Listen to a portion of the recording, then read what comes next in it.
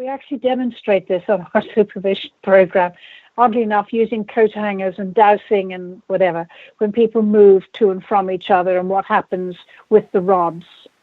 And those who are dubious about what we're just talking about actually see it happening. When we invite them to put their thinking in a different way or their feeling in a different way, particular things happen energetically in the space between them. So it's a little way of demonstrating what the neuroscientists and the heart math people, again, Pellin Institute is one that carried out a lot of wonderful experiments around this stuff. What they show about how we affect people without even speaking. And it, again, if we go back to that William Isaac's quote, it's out of the silence within ourselves that we speak. And that silence includes our own groundedness, our own presence. We talk so lightly about presence. But I think as I get older, I feel that it does most of the work. If I am in a place of sufficient presence and openness and full attention to the other and to the work, miracles can happen. And when I'm not, and I'm not always there, it's okay, and we do things, but I know at the moment when I've completely let go of everything else and I am totally there, things happen that are very, very important for the person or the team I'm working with. So I think it's a skill that we really must attend to. And there's something about really believing that this is true. One of the gorgeous things when we work with our students over a period of a year, some of them come in and go, oh, come on. These are folks who travel all over the world, and they're full of their gadgets and everything else. And we bring out our coat hangers and we do some dowsing. And, you can see that negative feeling about it all starting to disappear. But over the course of a year, you actually begin to see how they are using, the miracle that is ourselves, and using that as a support to all the other tools and models and theories that we all use in our practices.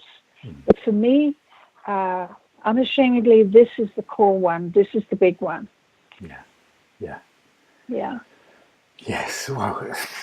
I love that transition that you're describing from the skepticism around the dowsing or those exercises into colleagues really making contact with their capacity for presence, and I guess starting to see that impact on the work that they're doing as well. Absolutely. And they start off thinking, for example, that supervision is terribly difficult and complex. Yes. And we keep saying to them, actually, in spite of all the theories we're teaching you and all the models, in a funny way, you don't have to do anything. You just have to be there. But boy, do you have to be there fully.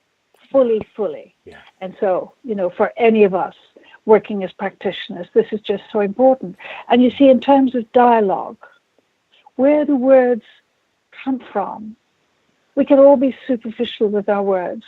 We can all go blah, blah, blah. We do sometimes. Of course, we have to.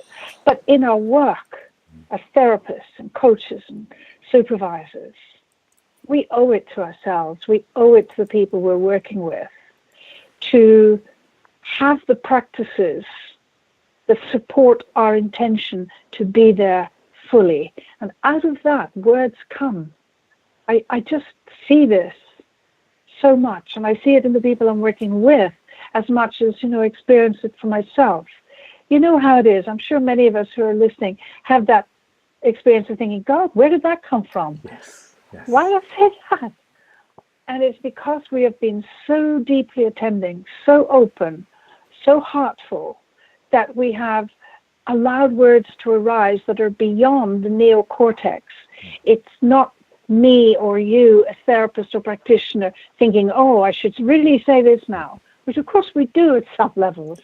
But these other marvelous moments when the words flow out, and then when they can't connect with the words that are coming back, those half sentences, the ahas, the and we are making this energetic music, this energetic dance together. Whatever label we have as a practitioner, we want to get sometimes into that place. And that is the place of dialogue, where, there's two of us, there's words, there's meaning flowing, and nobody has ownership. We're in the temenos, we're in the crucible together, and we're cooking. It's like the heat is there, the alchemy is happening, and those are some of the most gorgeous moments and most potent moments in our work.